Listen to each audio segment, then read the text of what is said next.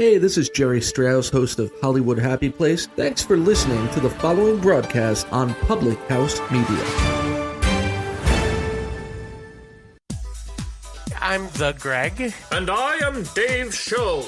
We host the Greg and Dave Show on Public House Media. Thanks for listening to the following broadcast on Public House Media. Once you're done with this episode, I hope you'll come check out our show, The Greg and Dave Show, where we talk about strange, bizarre, and sometimes just downright quirky news stories that you may not have heard about. A new show comes out every Wednesday. Be sure to subscribe on iTunes. And hey, thanks for listening to the following broadcast on Public House Media.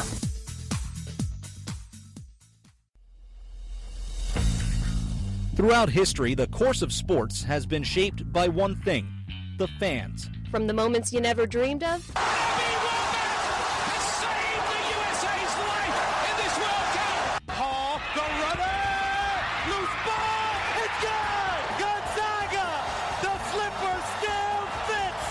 to the moments that still give you nightmares. Behind the bag, it gets through Buckner. Here comes Knight, and the Mets win it. He's in. Patriots win the Super Bowl. Brady has his fifth. through the good and the bad, fans have helped change the games we watch and the players we love. They may not be the most logical people. You are a factory of sadness. I'll see you Sunday. But they know their teams better than anybody. They'll blow in the ninth. You may not always see them, but you know where to find them. After all, there's nothing quite like the view from the cheap seats. Broadcasting as part of the Public House Media Network. Grab a chair and enjoy all there is in The cheap seats. Happy Wednesday to you here on The Cheap Seats. It's Wednesday, May 16th, 2018. Jeffrey Chiles in the host chair this morning and joined special guest today, our normal producer, Christian Heimall. Max is busy with some family stuff, so Christian is joining us this morning. Welcome, good sir. Thanks, bud. Glad to be jumping in here and, doing more than just listening to you guys like I usually do on Wednesdays and pushing buttons. It's kind of fun to actually open my mouth every now and again. Yes, well, today we ask you to do that. That's a good thing. We want your input today, sir. Lots to get to on this Wednesday. Of course, we have the meat of our show focused around the Stanley Cup playoffs and the NBA playoffs, the West Final everyone's been looking forward to. Warriors, Rockets, we're going to dive deep into that. Before we get into that, sort of on your tradition of your show on Monday mornings, we want to start today, this Wednesday version of the Cheap Seats, with some headlines on this Wednesday morning. And if any of you out there have been following the news, you know what the biggest headline is today. The United States Supreme Court has struck down PAPSA, which was the long-time ruling against 49 out of the 50 states participating, encouraging, financing sports gambling. That rule had been around since 1992. Big breaking news yesterday and Monday.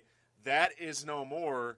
Now the Supreme Court has struck down this law that had really made gambling illegal, what we thought was permanently, but now it's going to be opened up to allow the states to decide it. Yeah, and I tell you, the most annoying part, Jeff, about doing a show like this is, so Monday, John Lauder and I are doing the show, and we end at 9 o'clock Central Standard Time, and at 9:15 Central Standard Time, this breaks, and we're sitting there like, I hate when stuff breaks as soon as we get off the air. It's the most annoying thing in the world. But here's what's interesting about this. So this does not mean automatically that sports gambling is legal across the board. We can't show up today and put money down on Rockets-Warriors game 2. Yeah, sure. There's going to be time. It's going to take time for this to be put into place. Yeah. What this does do is it allows states like New Jersey, who, by the way, this is where this whole thing came from. When Chris Christie, the former governor of New Jersey, tried to take it up to the Supreme Court, they finally took it. And he wanted Jersey to be that first state to legalize sports gambling outside of Vegas, obviously, outside of Nevada. And now it allows a state like New Jersey, which already has legislation on the books from a state standpoint, to be ready to go in a couple weeks to start taking bets at racetracks like Monmouth Park that they have down there by the Jersey Shore. So places like Delaware, like West Virginia, which already have some sort of legislation going through their state Senate, Pennsylvania even, they're going to be able to start taking bets here I'm going to go ahead and venture by the 4th of July, if not sooner. Yeah, I'd heard something driving in this morning about how even by the end of this month, perhaps even the end of May and into June, New Jersey and Atlantic City and that whole setup wants to allow betting and sports gambling on the NBA Finals. So I mean, they are really pushing this to happen quickly.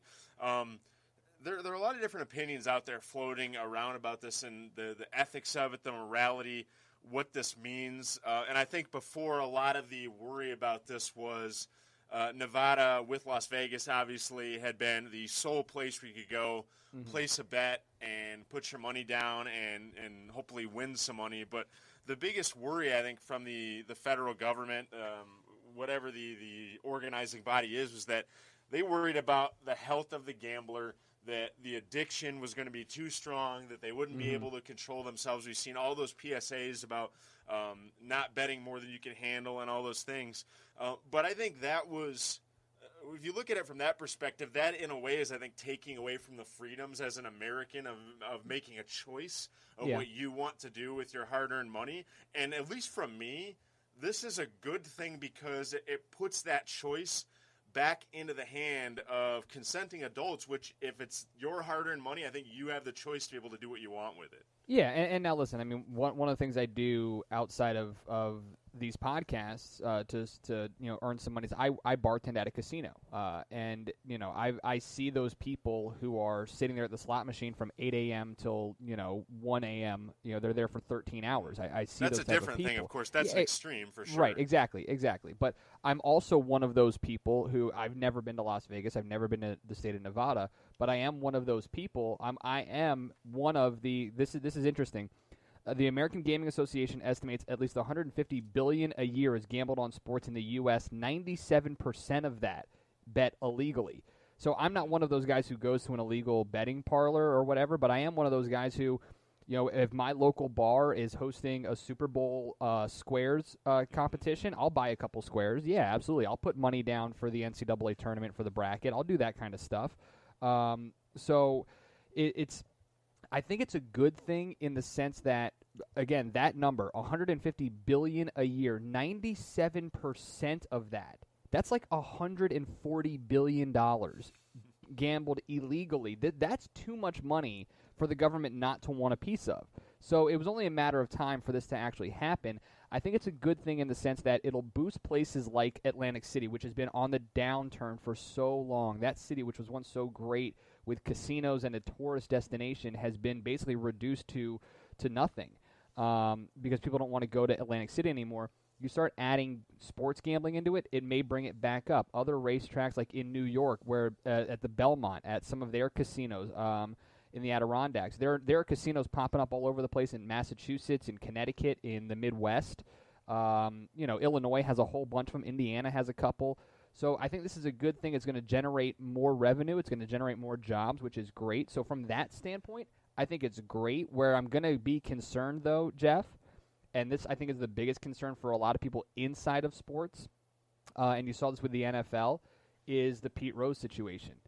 I think that's what a lot of people are going to be concerned about is the players, the coaches, the owners, people involved in the actual teams and leagues betting on the outcomes of their own games.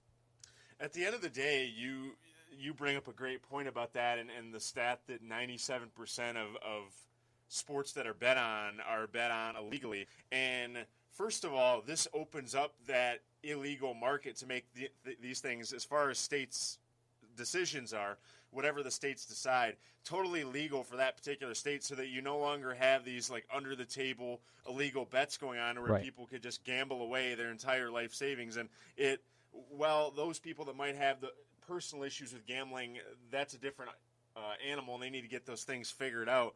This allows those things to be legal now. You don't have to worry about that. And I think overall, I'm with you. There's more good than bad to all this.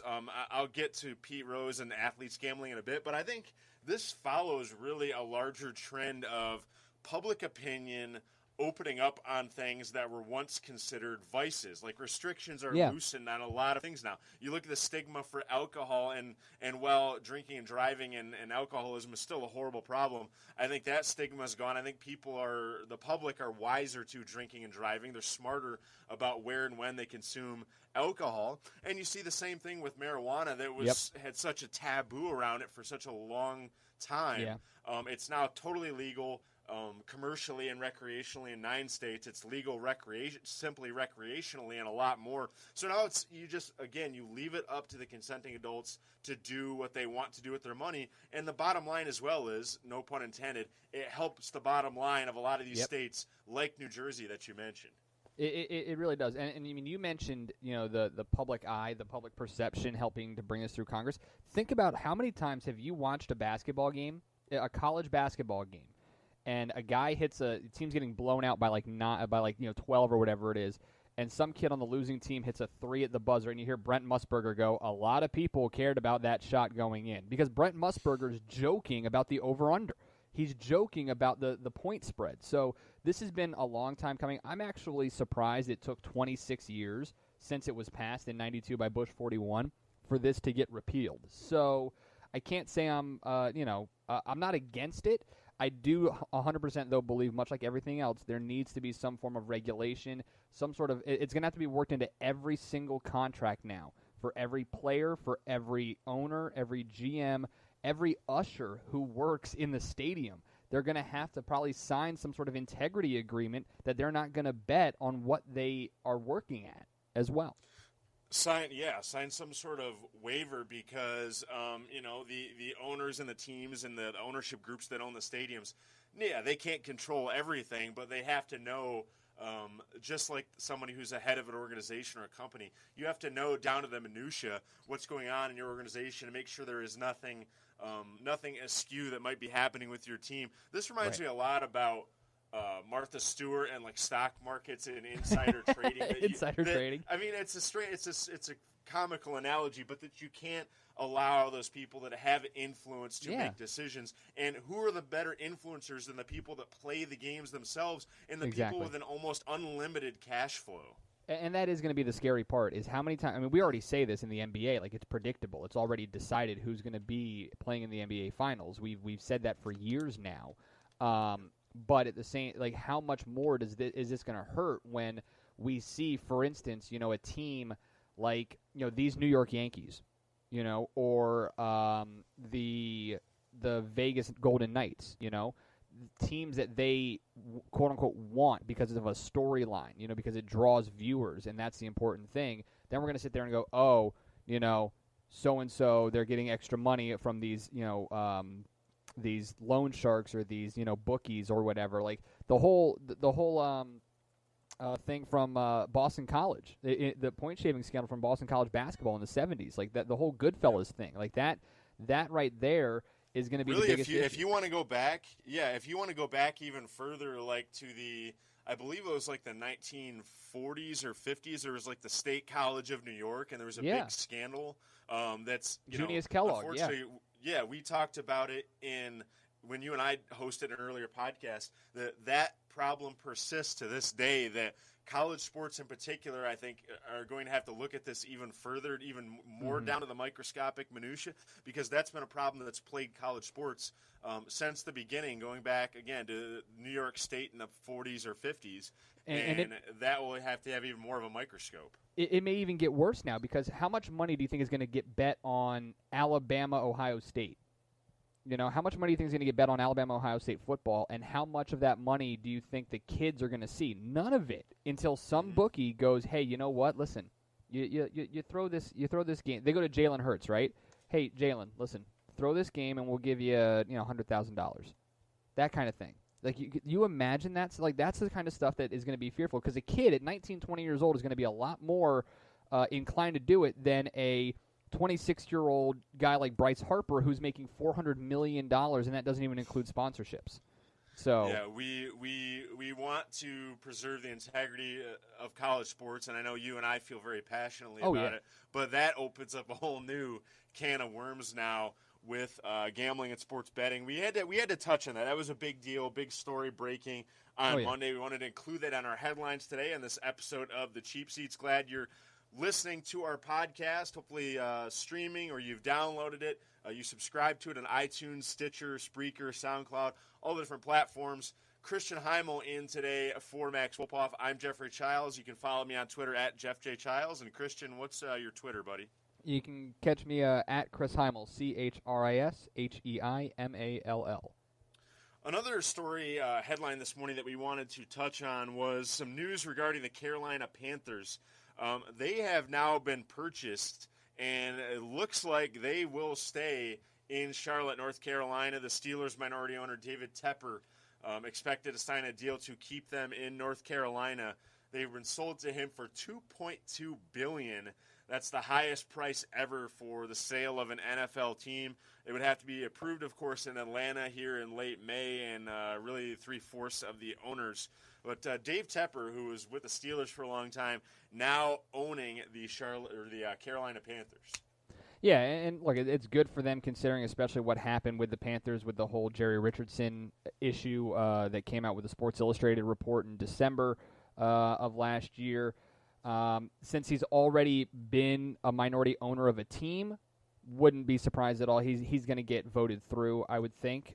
He owns 5% of the Steelers. He's going to have to sell that, obviously.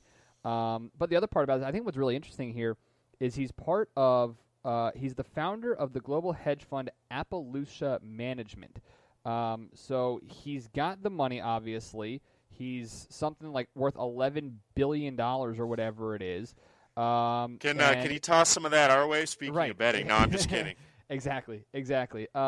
But he specializes in distressed debt, investing in public equity and fixed income markets. So he might even be one of those guys, now that he has that public profile of a team, that could help him just further better the world. Who knows? Because since that's where he kind of works with his hedge fund. Let's hope that he has some altruistic methods being worth that kind of money. But good news all around for the Carolina Panthers, and especially if you're a Panthers fan in the state of North Carolina. Thankfully, it looks like your team is staying put, so you don't have to worry about that for the near future.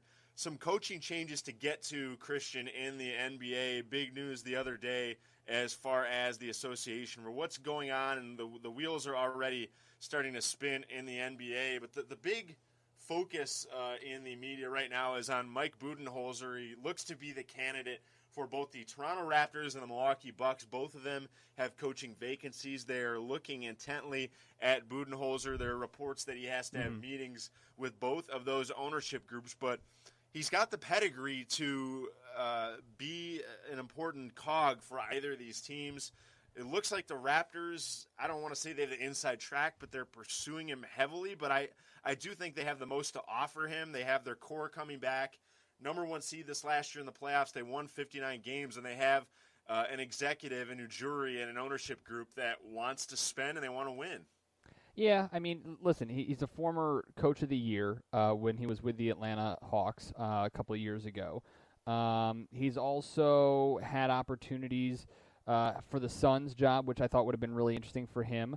And I tell you, here's what's really, like, I understand, like, you know, the Raptors, the number one seed and all that stuff, but Milwaukee to me is just such a better fit, I think. You got Giannis Antetokounmpo, who's one of the best young players in the game. Chris Middleton really emerged this postseason, Jabari Parker, and then you live in an area, or you live in an area or work with a team that doesn't have such a high media following, so it might be easier for that kind of coach. I would love to see, I thought Becky Hammon would have been a great fit in Milwaukee. I don't know if she's still there, depending on what Budenholzer does, but he's a great coach either way. If I had to choose, I'd pick, honestly, Milwaukee.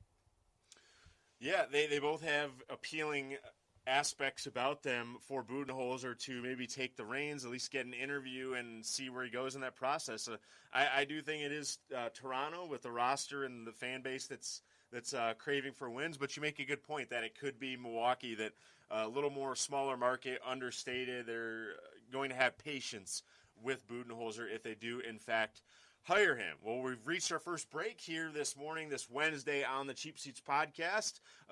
When we come back, we'll dive deep into the Stanley Cup playoffs, Knights, Jets, Caps Lightning. Some interesting series so far. Do we think that the Lightning can make a comeback? And what about the Knights and the Jets out west? We'll get to that. We'll take a break after this. You're listening to the Cheap Seats podcast on the Public House Media Network. This is Sam Kirby, host of Cinema Stories here on Public House Media. Thanks for listening to the following broadcast on Public House Media. Once you're done with this episode, I hope you'll come check out my show, Cinema Stories, where we hang out and just talk movie and TV news and reviews, and it's awesome. A new show comes out every single Tuesday. Don't forget to subscribe on iTunes so you never miss an episode of Cinema Stories. Thanks again for checking out the following broadcast on Public House Media.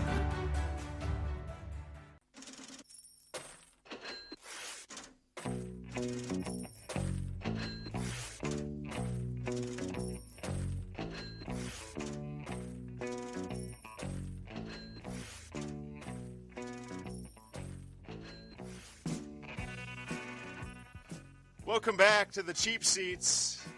Jeffrey Chiles, Christian Heimall with you. We're money every single episode, every single week on the Cheap Seats. Well Jeffrey played. Chiles, Christian Heimall. What's that? Well played. Well played. Yes. Big news today. If you missed it in our first segment, states now have the ability to decide whether or not they want to allow gambling in their states. Christian and I unpacked that, and mostly I think came to the consensus that that's a good thing overall for revenue for the states, for adults to make decisions on things, what they want to do with their hard-earned money. Ultimately, I think we came to the conclusion, very, very good news, and then we touched on a few more headlines in that first segment. Stanley Cup time, and we have had ourselves some really exciting, energetic, action-packed series here in both the West and the East. Getting started with Tampa and Washington, Christian, looking ahead to really the rest of this series, and now it's even further along here. Looks like, Tampa Bay and everything I think I expected them and hardcore hockey fans expected of them in this series just has not come to pass. Too many mistakes for Tampa. Washington has too much speed right now. They're just playing at a different level.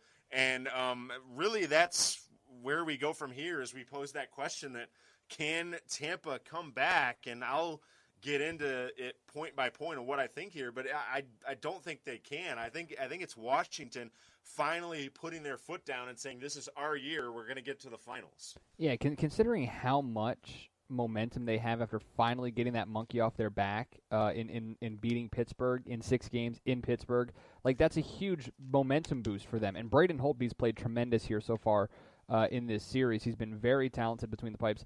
I think what's impressive, though, to note is you get guys, you talked about it, Washington having too much speed, but the mistakes for Tampa Bay, I mean, the giveaways that they've just had, the missed opportunities, they've had twice as many giveaways as Washington has so far in this game. And when you look at Game 2 specifically as well, they took a 2-1 lead heading into the second period and then didn't score again. I mean, that's the insane part is they didn't take advantage of opportunities that they had. They were on the power play, I believe, 4 times in the second and third period combined. They didn't really take much of an opportunity to score. They allowed the Capitals to score 3 times in the second period, including twice in 62 seconds. And a guy like Evgeny Kuznetsov is continuing to play incredibly well. So I think you pair a lot of that with the fact that Tampa Bay just kind of sat around and waited for a little bit. It makes things a little bit difficult for the Lightning to be able to come back. There's a lot of work to do for Tampa, and I think the most surprising thing to me is that defensively, with Steven Stamkos, who's a great two-way player, with Victor Hedman patrolling things back there on the blue line, I expected in this series to be somewhat of a close series, and Washington has just blitzkrieged Tampa Bay, could just wipe them out completely in the first few games of the series, and it has not even been close. I mean, Washington, it's not just Ovechkin. They're getting secondary scoring from Evgeny Kuznetsov, Lars Eller. They each had a goal and 2 assists on Sunday night in Game 2, and then Ovechkin and Tom Wilson are doing what I think people expected them to do in this series, which was be the leader. They were on the score sheet on Monday night, and that entire Capitals offense is unloading on Andrei Vasilevsky, who through the first 2 rounds we thought he was going to be an improved version of Ben Bishop in net for Tampa Bay. And Washington, their speed, like you said, they're creating turnovers, they're forcing turnovers, but again, Tampa is giving up the puck a lot in terms of unforced turnovers too. So when you spend that long, and I've covered hockey for a long time and I've called hockey, and when you watch a team spend that long in their defensive zone and they have to chase after the puck and they have to chase after Alex Ovechkin and Tom Wilson and they have to expend energy and then somehow make a line change as they're defending, that's what Washington's doing right now. They are wearing down Tampa in their own zone, and I don't think the Lightning can recover at this rate. Yeah, no, I don't either. And I think a big part of it is when you have a team like Washington that goes on the road and they win both games on the road to start and take home ice advantage firmly by the neck, like they have in this series, it really kind of deflates you. I thought what John Cooper said after Game 2 is pretty telling. Said that we played tentative. We played slow. Well, if that's how you're going to play at home, how do you think you're going to play on the road? Like that to me was almost a white flag already. Saying that they played scared in their own backyard. Like that is not a good mentality to have. Like you can try to say to boost your guys up, but when you're saying that sort of thing and you're about to go on the road to Washington where they haven't been in this situation. Yeah, exactly. That's a downer in the locker room, and you're sitting there and you're going to have to go into Washington and deal with a fan base that hasn't been in this position in 20 years. You got a whole generation who has never experienced this, and they're going to be loud and raucous, and it's going to be difficult for Tampa Bay to really do anything in D.C. So as much as, look, Tampa Bay is probably going to make it interesting, of course, but I think ultimately this is the Capital Series, and they're going to advance on to the Stanley Cup Final. Teams that have fallen behind 2-0, Christian, and even further since 1975, those teams have gone on to lose the series in the NHL 39 of 41 times. Like, the numbers just are not against Tampa Bay. And I know, like we saw in 2013 with Boston, numbers are one thing, but playing the game is quite another. But that's not a good sign for Tampa. And they've won a series after falling behind 2-0 and 3-0 only once in their history. But this is a feather in the cap, and it's just history. But the team they came back on was Washington 15 years ago in 2003 in the first round. So, I mean, there is some history on their side, but it blows my mind how different this version of Tampa looks compared to the team that we saw against Boston. They were physical in that series. They were quick. They were on the puck at every turn. They didn't allow a 5-on-5 goal in the final 3 games of that Boston series. They gave up 6 in the first 2 games. But that same Lightning team, they've already given up 7 5-on-5 goals in 2 games, and they just look like a completely different team. And Capitals, I think, too, in this series, they've been very, very good at the end of periods. Like you said, they scored 2 goals in the final minute and 2 of the second period on Sunday night. Washington's clutch. They're timely. They're better. And also the final maybe nail in the coffin for Tampa is that Washington's power play is lighting them up. 3 for 7 after Game 2 on Sunday night. They're not just scoring in the power play, they're scoring quickly, and they're getting pucks behind that Tampa PK that was so good against Boston. Yeah, and that's kind of the most important part. I mean, we talk about this all the time in any sport, but like the special teams, and I know it's difficult to tell what that actually is sometimes when you got guys hopping over the boards nonstop, but I feel as though Washington just has that edge, they have that mentality, and they have what it's going to take to be able to move past this. And Tampa Bay, just for whatever reason, even though they went all in this year, especially at the trade deadline, they just don't have that. No, they don't. And you thought that some of those acquisitions for Tampa would make a difference for them in the playoffs, but Andrei Vasilevsky, and I think a lot of our discussion has to center around his play in the first few games in this series. He's making Braden Holtby look like a Vezina candidate, and Vasilevsky is supposed to be the Vezina candidate in this series. Game 1 allowed 4 goals on 25 shots in Game 1. Game 2 allowed 6 goals on 37 shots. Nothing has really changed in the early part of this series, he's looking dull. He's looking slow to react. There was that tip-in goal off of his own defenseman that went between the wickets in Game 2. 839 save percentage in this series. If you know hockey, that's an important stat. The rest of the playoffs for Vasilevsky, 927 save percentage. I mean, that is just a humongous gap for Andrei Vasilevsky, and goaltenders can make series. They can break series. If Tampa has any hope of turning this around, yes, they have to limit the turnovers. Yes, they have to get Stamkos and the rest of that offense going. But Vasilevsky has to return to form and be that goaltender that we know he can be.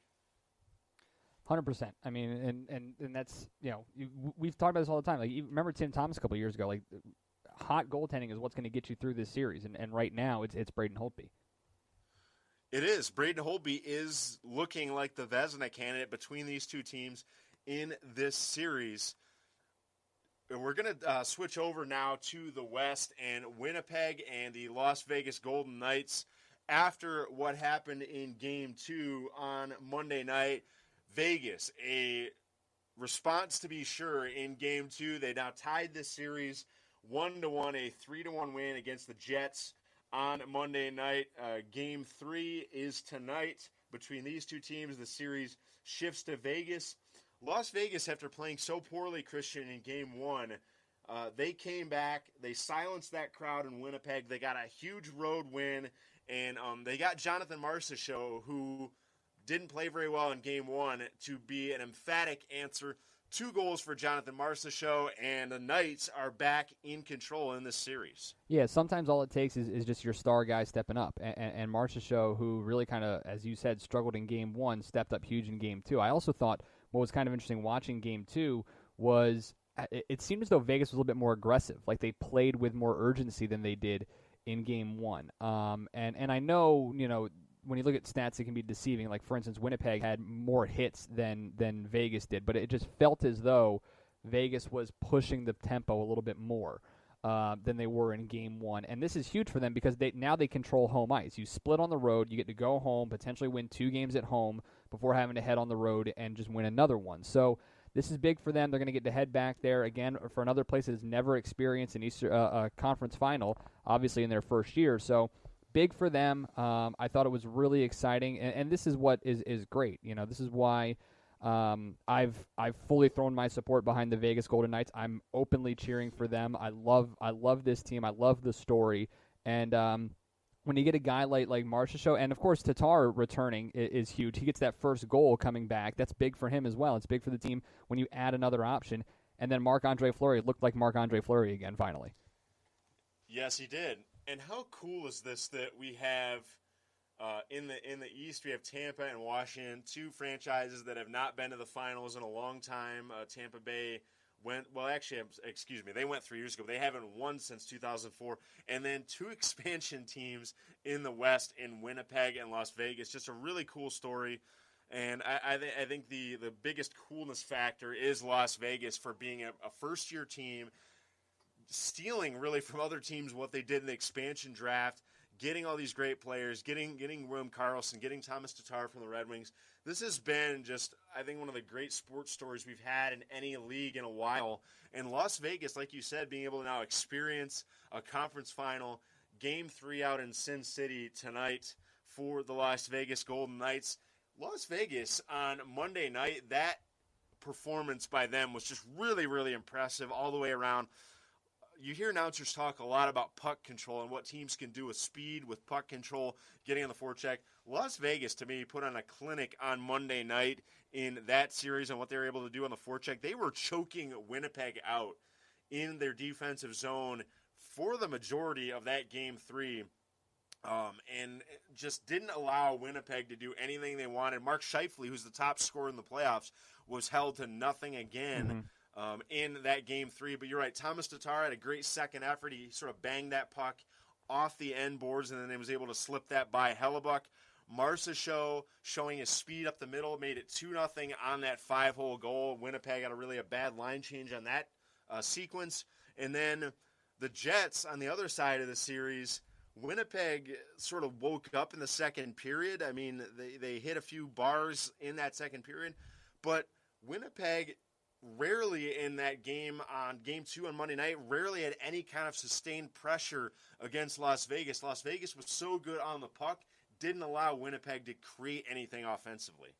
No, and I mean, you mentioned, I'm going to butcher his name. I always do it, Scheifele? Scheifele, yep. Scheifele, yeah. I mean, like, again, when either your star player steps up or doesn't, it changes everything. I mean, look at Game 1 in the NBA Eastern Conference Finals when LeBron James was terrible. The Cavaliers got blown out.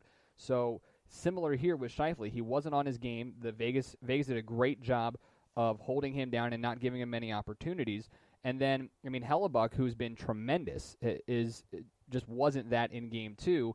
And one of the other things I find interesting watching the Golden Knights throughout these playoffs, they have the ability to score in bunches, and when they do, it almost kind of breaks the back of their opponent. It's like, how are these guys doing this? Is kind of how you sit there and go. And when you get those first 2 goals on the road like that, it can be pretty deflating for that team.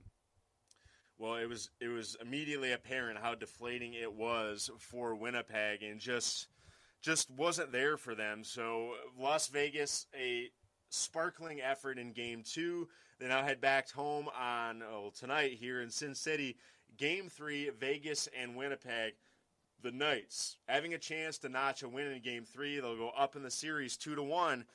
And if Fleury continues his excellent play, if Marchessault, who what a career he's had, he's been able to carry the mail for the Knights, even though he's not the star player, he's not Carlson, he's sort of the new money for Vegas. An undrafted guy, Marchessault, an undrafted player, and he's having such a great career in the National Hockey League. Game 3 tonight in Las Vegas. West Finals, Winnipeg and Las Vegas. We'll take a quick break. We'll step out right now. When we come back from the break, we will get to a few other things on the docket this morning, most notably Golden State, Houston, an update in the NBA playoffs. Before we do, we want to throw out our poll question quickly. We sort of forgot about it, our mistake in segment 1. Is legalized gambling, is this a good thing? We're going to put it to you simply. Christian and I, on the whole, agree that it's a good thing. It creates revenue for the states. It allows adults to make informed decisions. Overall, sports betting and gambling, a good thing. What do you think? Go on our Cheap Seats Sports Podcast page. Vote on that poll. Vote on our poll question. Is legalized gambling a good thing? We'll step out right now. When we come back, the NBA and more. You're on the drive here with us in the Cheap Seats on the Public House Media Network. This is Katie, co-host of Coffee with Keith and Katie here on Public House Media. Once you are done with this episode, I hope you'll come check out my show, Coffee with Keith and Katie, where we talk about the adventures of our daily lives and relationship. A new show comes out every Tuesday and Friday at 8:30 p.m. Central. Don't forget to subscribe on iTunes so you never miss an episode of Coffee with Keith and Katie. Thanks again for checking out the following broadcast on Public House Media. Yeah, we're just young, dumb, and broke, but we still got love to give while we're young, dumb, dumb, and broke, young, dumb, dumb, and broke, young, dumb, and broke, young, dumb, broke, high school kids. Welcome I don't know back. why, but that's just a song. Sorry, we just jumped on each other. It's fine. No worries. I don't know why. That's just a song that I like jamming to. That's your song? It's just one of those, like, chill out, not do anything, just kind of lay on the couch or roll the windows down and just drive really slow. Who sings that? I'm sorry. I'm This is really Khaled. like. Okay, I'm really hurting It's myself not like with the kids. It's not DJ Khaled. It's Khaled. Okay, there's a difference. There's a difference, yeah. One's spelled with an E and has a DJ in front of his name. The other one's an actual artist, and At least now I know that they're. At least now I know that they're different people. So that's good. I learned something today. There you go. That's important. Here we are on the Cheap Seats. Christian Heimall, Jeffrey Chiles with you today. Christian in for Max Wolpoff, who's taking care of some family business in New Hampshire. So Christian in the co-host chair with me today. I treat everyone equally. We're both co-hosts. There's not just one host. The two co-hosts with you on the Cheap Seats podcast here in the Public House Media Network. Go to our Facebook page right now. Vote on our poll question. Is legalized gambling and sports betting, which is now up to the states to make that decision according to the Supreme Court. Is that a good thing now? Overall, Christian and I pretty much unanimously agree that it's overall very positive. For the first time since 1992, states other than Nevada can legalize gambling. Got into that. We really broke down the NHL and the Stanley Cup playoffs, Winnipeg and Vegas. That series is going to shift to Las Vegas here tonight. Washington and Tampa Bay. Can Tampa make the comeback? Boy, it's not looking good for the Bullets as they're down to Washington big time in that series. So lots that we got into there. NBA playoffs, Christian, and the much anticipated rematch from 2015, Houston and Golden State. And according to what we saw in Game 1, it was no contest so far for the Rockets. Golden State, with a barrage of three-pointers and a unrelenting Kevin Durant, smacked around Houston in Game 1, 119-106.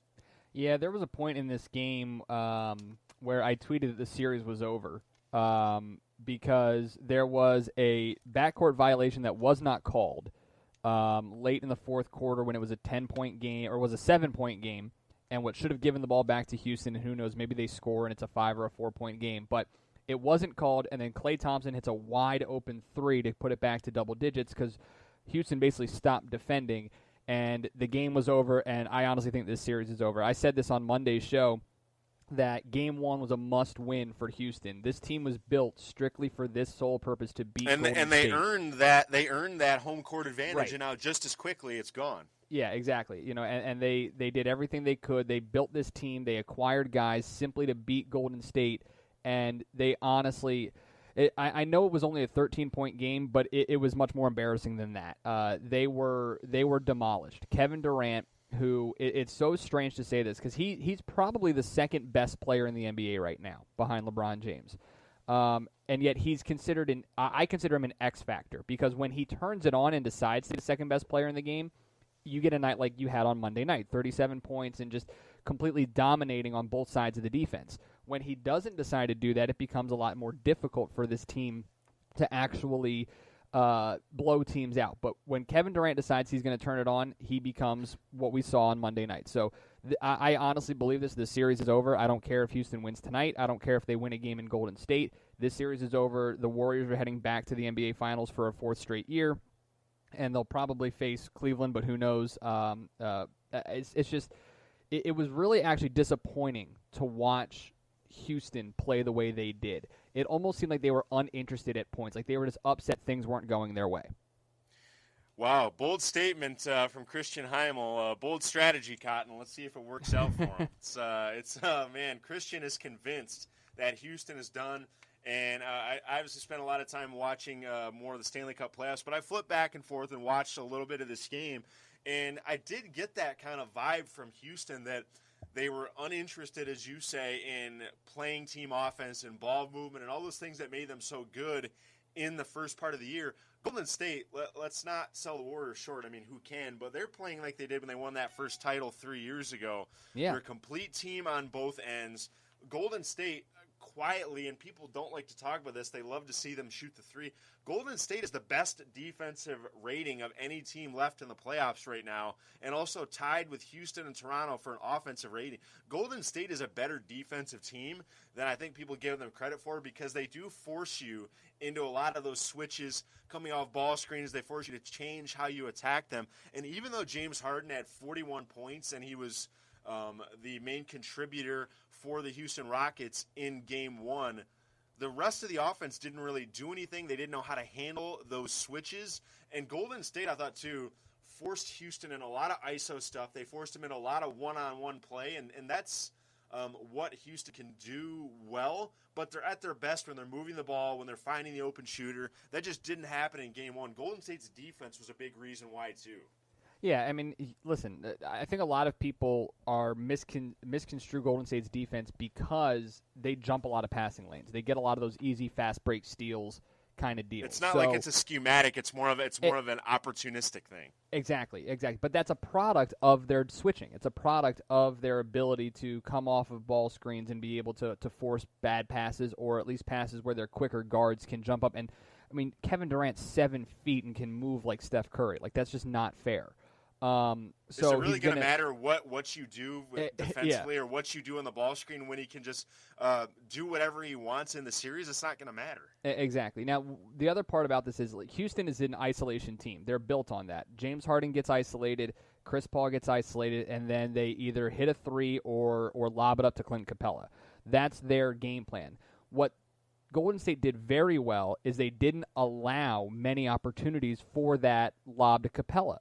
They didn't give him. He had 12 points on 6 of 7 shooting. He didn't get many touches. James Harden gets 24 shots. Chris Paul 17. Eric Gordon 13. You got 3 guards with double-digit shot attempts, and you have nobody in double digits with assists. Like James Harden had 7 assists. That's not the way this Houston team is built. Houston is better when James Harden gets 30 points and 12 assists, not when he gets 41 and 7. So Golden State did a very good job defending the paint. They allowed Harden to get his. They let Chris Paul get his because Paul's not going to go off for 30 points. He'll get 20 like he did on Monday night. But for the most part, Golden State played a perfect game. Kevin Durant was an absolute monster, and they proved why they're the best team in the West despite not finishing with the number 1 seed. Harden pours in 41 points in that game, but the rest of the offense and the starting 5 is rendered pretty much obsolete when you're right when he is so isolated. And yes, he can get to the basket, he can create in the paint, do all those things. But when Chris Paul is not available to him, or when Golden State is playing so suffocating defensively, it's really not going to matter. Now, and when you look at it, it's kind of almost the opposite here. These 2 series, as we're in the cheap seats here, Christian Heimall and Geoff Chiles with you. It's almost the opposite on the Eastern Conference side of things because the Golden State allowed James Harden to get his. The Celtics in Game 1 did not allow LeBron to get his, and they ended up blowing them out. Like, LeBron played terrible. So that was their kind of game plan, was let's shut down LeBron as opposed to let's shut down the supporting cast, much like Golden State did. It can work one of both ways, either way, depending on how you do it. The problem is, with this Golden State team, there isn't one guy to shut down. There isn't, with Houston, you could, if you really wanted to, shut down James Harden, you'd be just as successful because I don't think Chris Paul is going to have the same scoring ability at this age. Clint Capella doesn't have the ball handling to be able to do it. P.J. Tucker, Trevor Ariza, Eric Gordon, they're not talented enough to do it. Meanwhile, Golden State, if you shut down Steph Curry, there's Kevin Durant. You shut down Kevin Durant, there's Klay Thompson. You shut down Klay Thompson, there's DeAndre Green. What do they call the 5 for Golden State? The Hamptons 5. The Hamptons 5, yeah. Name possible. Where was the origin of that? When they were recruiting Kevin Durant, Andre Iguodala, Draymond Green, Klay Thompson, and Steph Curry all met Kevin Durant in the Hamptons. So when those 5 started, they called themselves the Hamptons 5. It was so dumb, so stupid. But I mean, so there isn't one guy to shut down. In Cleveland, there is. In Houston, there is. In Boston, even for the most part, there kind of is. If you shut down Jason Tatum, you're really kind of relying on Jaylen Brown to have a great night, which he did in Game 1. You're counting on Al Horford to have a great night, which he did. And even then, with Brown and Tatum, excuse me, I'm forgetting. Tatum's the rookie, right? Yep, Tatum. Yeah. Yep. So even then, if you shut down Brown and Tatum as a rookie is probably not going to have the most consistent performance night to night. So if Golden State gets by Houston, these are the types of teams, either Cleveland or Boston, that plays right into their hand defensively. Yeah, and I said this on Monday as a Celtics fan. I'm rooting for Houston because I think the Celtics have a better shot against them than they do Golden State. So, but that being said, I don't think this series is over. I mean, Golden State is going to romp through this. I wouldn't be surprised at all if it's a sweep. And Celtics-Cavaliers will go at least 6, probably. And then whatever team's going to be so tired that Golden State's probably going to sweep again. So, I'm fine giving the coronation and start playing in the parade in the streets of Oakland for the Warriors for another one. So, but, it's still fun to watch. And it'll just be interesting to see how the rest of these series playing out. But I was really disappointed in Houston on Monday night. That's kind of the overall thing. Is like I'm just really disappointed in how almost uninterested they looked defensively. You are sold that Golden State will romp through the rest of this series and take care of Houston. And I think many share your disappointment because we all know the anticipation, the build-up to the series, to see what James Harden, Chris Paul, and company could do against the Hampton 5. They were built for this. They were literally built for this exact moment, and they did not show up. It's disappointing. Well, maybe they can flip the script and turn the momentum on its head and help out Christian and all those other basketball enthusiasts and to make this series a little more engaging in Game 2 and going forward. We're going to look really quickly now at Boston and Cleveland and get into this series a little bit. Boston shocking Cleveland in the basketball world in Game 1, crushing Cleveland in that first game. Just emphatically, like it wasn't even close to see LeBron James, Kyrie Irving, and Kevin Love get so mishandled in Game 1. And you mentioned Jason Tatum and Jaylen Brown and what they've been able to do for an ascending Boston franchise. Is it more shocking or surprising to you that Boston was so on in Game 1, or that Cleveland was so off, and not just LeBron, but just in general, a Cleveland team that I don't have the numbers in front of me, but I think I remember reading that they've struggled with this all year. The three-point shot, Boston held Cleveland to 4 of 26 in Game 1. That just cannot happen to beat a team as talented as Boston. Yeah, and they did that against Philadelphia, too, holding them to, I think, like 3 for 26 or something in one of their games, or 3 of 14, something like that from downtown. I'm not surprised at all for one reason and one reason only, Brad Stevens. I know a lot of people within the NBA are trying to pump the brakes on Brad Stevens as some sort of deity, but you know what? It's like the second coming of Red Auerbach or something. Yeah, exactly. Yeah. But he is, because of the way that he's able to game plan, the way that he draws up defensive schemes, he's playing team defense in a league that doesn't know how to attack team defense. And that's what's impressive about this is, you know, LeBron is used to a ball screen where he doesn't get switched off on. Now he's being switched off on, and he doesn't know what to do. Al Horford is too big for LeBron to, you know, just drive on and rise up over. Jaylen Brown and Marcus Smart are too quick for him to just drive past. That being said, if LeBron ever decided, you know what, I'm the best there is, the best there was, and the best there ever will be, he could go out and do it, and he could beat everybody on the floor. Exactly, yes, exactly. If he really wanted to, he could do it. But Brad Stevens is a tremendous coach, tremendous game plan, and we talk about this in college. You and I are college basketball guys. Brad Stevens is coaching this team up. He's and you only hear that at the collegiate level. He's coaching his kids up.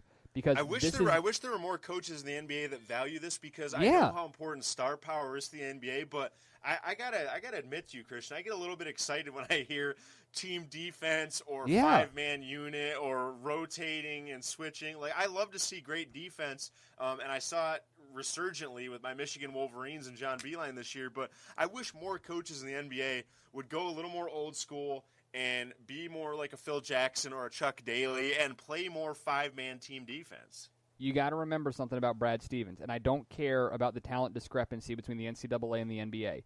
Brad Stevens had the Butler Bulldogs a quarter of an inch away from beating Duke in the national championship game. And by the way, 2 straight Final Fours, too. Yeah, the Butler Bulldogs. He had them within a quarter of an inch to the left, and that ball goes in from Gordon Hayward, and they win the national title. So I don't care if he can almost beat Mike Krzyzewski in one game, he can beat just about anybody in the NBA, because there are 2 coaches in the NBA who are as good, if not better, than Mike Krzyzewski, and one of them is named Brad Stevens.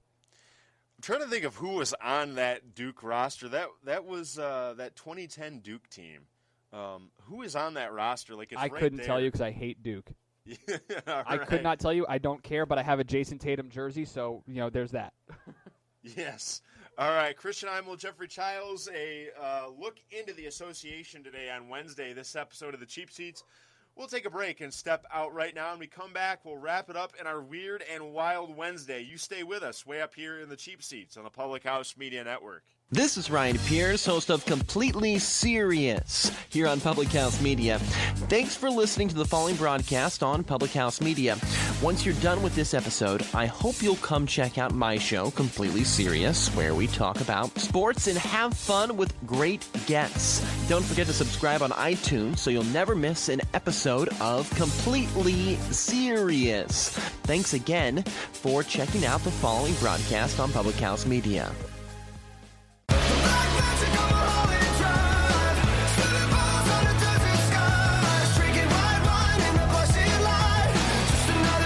Welcome back. final segment here on this Wednesday, the Cheap Seats. It's Jeffrey Chiles. It's Christian Heimall. Rolling along here on a Wednesday and having some fun with you on the Cheap Seats.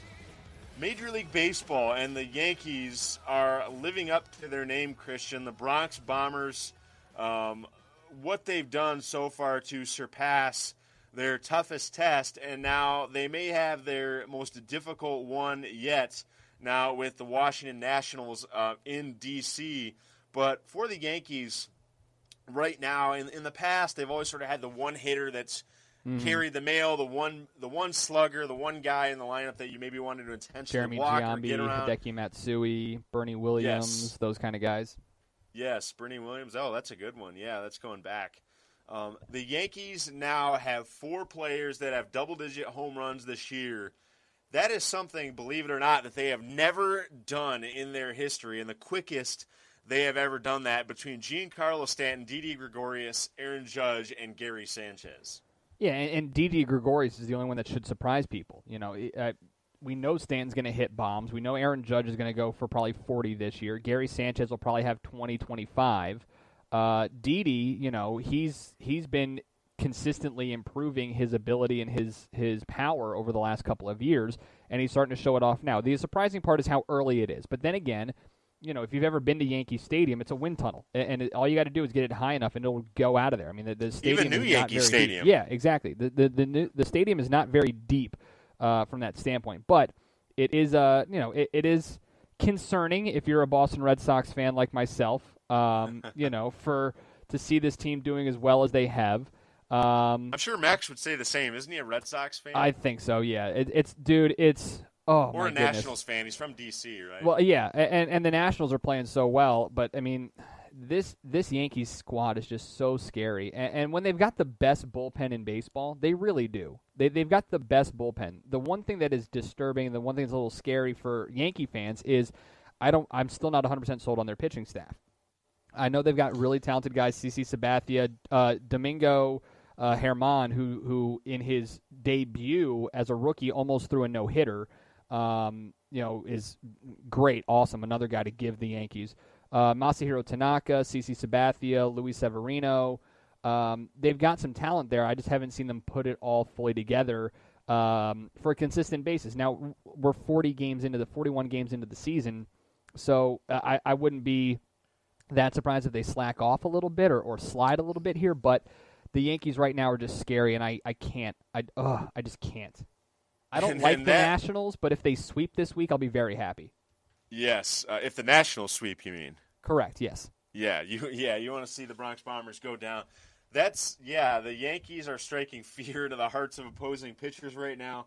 Big 3-game series tonight in D.C., as Christian mentioned, with the Nationals. And what is this power surge from the Yankees, those 4 batters, mean for the East? What does that mean for the rest of baseball? I think it means abject terror for the rest of the pitchers in the American League.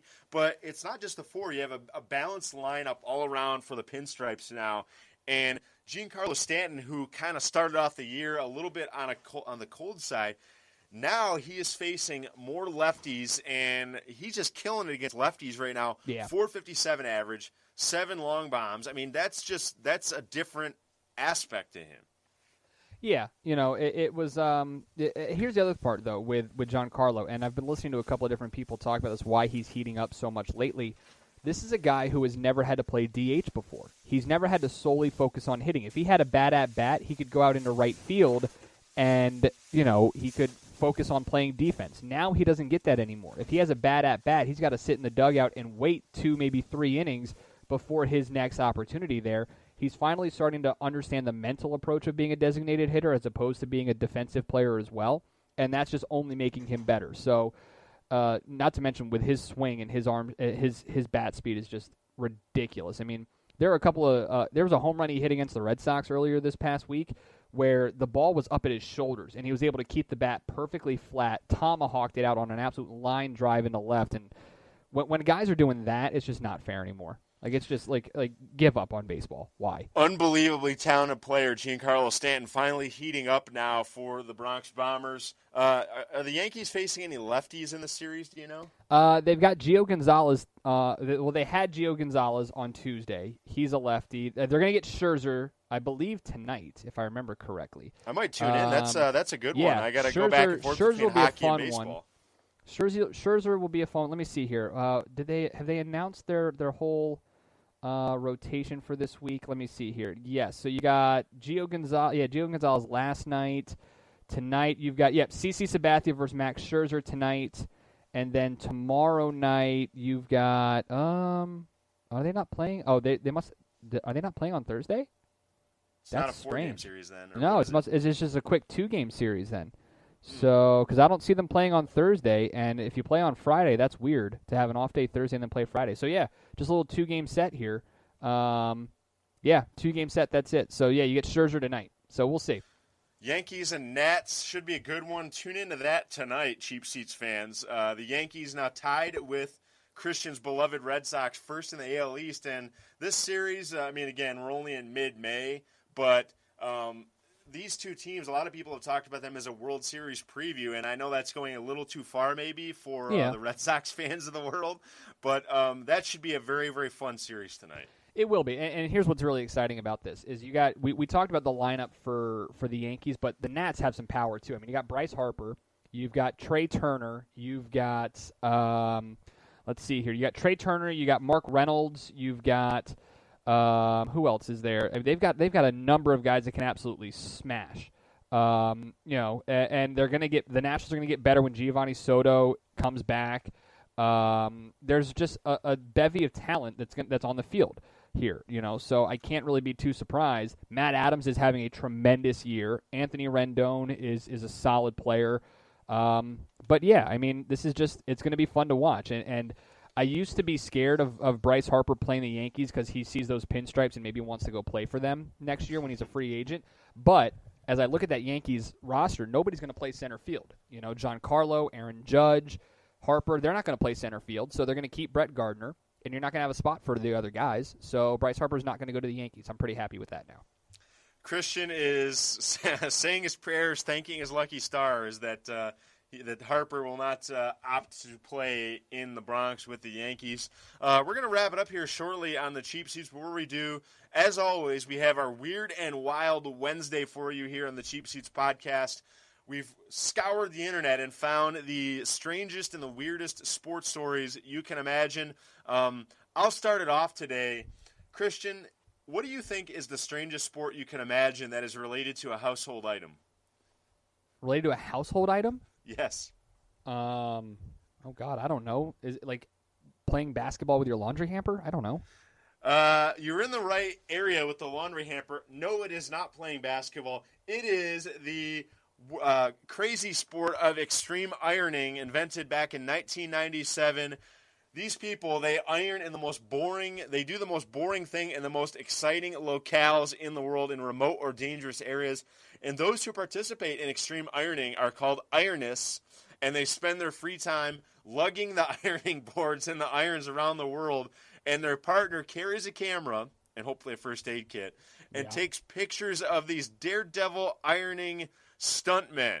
Some of them have been found pressing their clothes up a mountain, a waterfall, hiking, rock climbing, even on top of a cow. If you can extreme iron on top of a cow, you can extreme iron anywhere. I'm assuming these irons either aren't on, so they don't really work, and therefore it's not ironing, or they're battery powered. Because they're battery powered, yeah. Okay, you're not going to find an outlet on the side of a mountain. Or, on a cow. That'd be weird. Yes. But you never know. I mean, that's just weird. Would you participate in extreme ironing? Would you risk life and limb if there were a cash prize involved? I risk life and limb when I iron in my house. No, I wouldn't.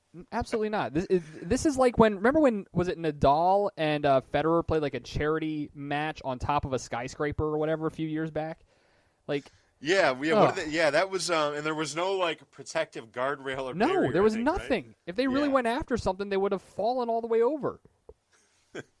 All right, I have extreme ironing. What did you find in your journey across the internet today? I found this a little closer to home, I should say. I found this yesterday morning. Now, the NBA draft lottery is coming up soon. It was actually last night. So here's what's weird, because this is going to decide everything, obviously. The Orlando Magic have an 8.8% chance of the number 1 overall pick. The last time they had the number 1 overall pick was in 1993, when they had a 1.52% chance of getting the number 1 overall pick. So they're hoping for some good luck, right? President of basketball operations, co-founder Pat Williams. In 1993, they had the number 1 overall pick. They drafted Chris Webber, but traded him to Golden State for the number 3 pick and 3 future first rounders. That number 3 pick in 1993, Anthony Penny Hardaway. So, in trying to get a little bit of extra magic for Orlando and get that number 1 pick again for the first time since 1993, Pat Williams is going to bring a Lil Penny doll with him, brought a Little Penny doll with him to the draft lottery. And Little Penny, of course, was a part of a Nike advertising campaign in the 90s. Little Anthony Penny Hardaway doll that was able to talk. So, it's just weird that you're going to try to do that again. And obviously, it didn't work, but, it's just pretty funny. That's actually kind of entertaining to see that happen. So instead of like a weird voodoo doll, it's like supposed instead of to a be horseshoe, instead of a 4-leaf clover, you're going to bring a doll of one of your best players ever that you got the last time you had a number 1 overall pick, and obviously it didn't really work, but who knows? Yeah, unfortunately, he and Shaq could not bring a title to Orlando. Nope. But I think that would maybe be a little more kind of like not bad luck, but just kind of like bad juju, because like he didn't deliver you. It's just weird. It's just weird. I don't get it. I don't understand it. I always enjoy people try to. It's so funny. I make fun of people for trying to tempt fate or trying to will fate in their direction. Yet I'm also, I was a baseball player, so I'm very superstitious about things. So it's weird. Kind of a catch-22 on myself. Christian Heimall, Geoffrey Chiles, wrapping up the cheap seats on this Wednesday morning. He's grabbing his cap before every at-bat. I'm rubbing the dirt on my hands for the good luck, and we bring you good luck every Wednesday on the cheap seats. That's going to do it for our show this morning. We hope you've enjoyed it, listening on Spreaker, SoundCloud, Apple Podcasts. Subscribe, listen, rate. Tell us a lot of nice things about our show. You can follow me on Twitter at Jeff J. Chiles. Go to the Cheap Seats Facebook page right now. Just do it. Go there right now. Vote on our poll question. What do you think about the ruling from the Supreme Court that now allows states to control gambling, legalize sports betting? Do you think it's a good thing? Go to our Facebook page, vote on that poll, and just make your voice be known. Let your voice be heard. So that will wrap it up this morning on the Cheap Seats. Thanks to Christian Heimall, our producer, filling in as co-host for Max Wolpoff. I'm Jeffrey Chiles. Thank you for listening again this morning. Saying so long from the Cheap Seats on the Public House Media Network.